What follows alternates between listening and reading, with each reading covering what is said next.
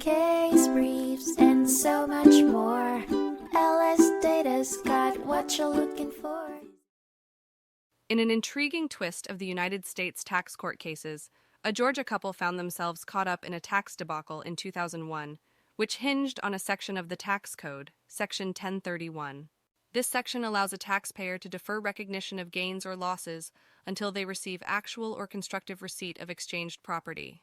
In 1994, the couple had ventured into a transaction with Rayonier Inc., where they swapped timber for more land, the idea being a tax-free exchange. The receipts from the timber sale were parked in a checking account, with the intention to purchase replacement properties. The couple dutifully noted a gain of $496,076 on their 1994 tax return, a sum they declared as deferred under Section 1031. In what would turn into a head-spinning dispute, the respondent argued that the gain was actually $489,935 and should be fully recognized in the year 1994.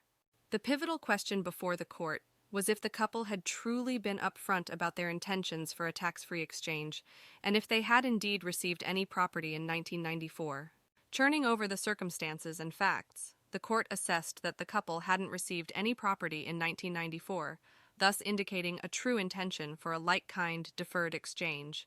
Therefore, they recognized no gain from the disputed transaction in that year. In light of this, they were acquitted of any responsibility for tax deficiency related to the 1994 deferred exchange.